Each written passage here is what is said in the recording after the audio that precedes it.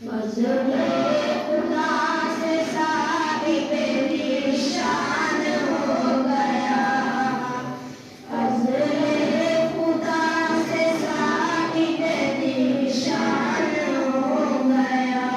السلام علیکم سامعین، 30 شعبان المعظم ہے، 23 مارچ ہے۔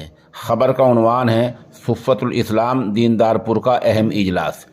مدرسہ صفت الاسلامیہ دیندار پور ضلع نجف گڑھ نئی دہلی میں سالانہ اجلاس ہوا ہے، جس میں بڑے علماء، بستی کے ذمہ داران اور فرزندان توحید نے بڑی تعداد میں شرکت کی ہے۔ اس جلسے کا عنوان تھا حفاظ کرام کی دستار بندی، تقسیم انعام اور ماہ رمضان کا استقبال۔ اس کی صدارت جامعہ امام احمد سرہندی سونی پت کے محتمم مولانا عمران ندوی نے کی ہے۔ اجلاس کی شروعات قاری محمد محفوظ قاسمی کی تلاوت قرآن کریم اور قاری محمد نفیس کی نعت پاک سے ہوا ہے۔ بتا دوں کہ وہ پسماندہ علاقہ ہے جہاں دینداری کا ماحول کچھ سال پہلے تک بہت کم تھا۔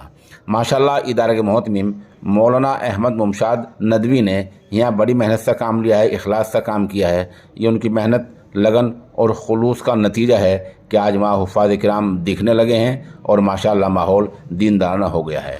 یہ احمد ممشاد ممتاز عالم دین اور حضرت مولانا رابع ندوی خلیفہ مولانا ممشاد قاسمی دامت برکاتہم کے فرزند ارجمند ہیں، جو بہت محنتی ہیں اور اپنی مثال آپ ہیں۔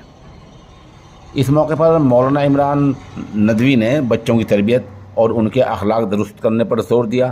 جامع مسجد دیندار پور کے خطیب مفتی محبوب نے رمضان کے مہینے اور قرآن کریم کی تلاوت کے تعلق سے بیان کیا۔ نورانی مسجد پالمپور بہار کے خطیب مولانا یحییٰ ارسلانی نے رمضان کے مہینے میں اللہ کی خاص رحمت کے تعلق سے بیان کیا۔ جمعیت علماء مغربی دہلی کے صدر مولانا محمد جمیل نے اس مدرسے کی کارکردگی اور محتمم مولانا احمد ممشاد ندوی کے انتظام کو سراہا۔ پروگرام کی نظامت کے فرائض مولانا محمد عارف قاسمی محتمم مدرسہ ابی بن کعب دیندار پور نے انجام دیے۔ اجلاس کو کامیاب بنانے میں حاجی عبداللہ، حاجی ہارون، محترم رفیق، مولانا حارث ندوی، مولانا عبدالرحمن ندوی، محمد معاذ، محمد سالک، محمد راشد، محمد رضوان وغیرہ نے نمایاں خدمات انجام دی ہیں۔ یہ اجلاس مولانا محمد سہیل کی دعا پر پورا ہوا۔ آخر میں ادارے کے محتمم احمد ممشاد ندوی نے مہمانوں کا اور حاضرین کا شکریہ ادا کیا۔ موقع کی چند تصاویر اور ویڈیوز پیش خدمت ہیں۔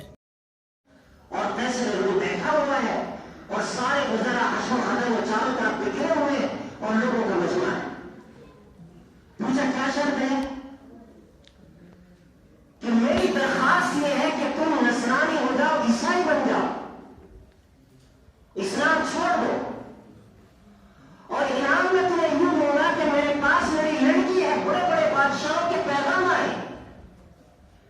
کہ اپنی لڑکی ہمارے نکاح میں دے دو، ہمارے شہزادے کو دے دو۔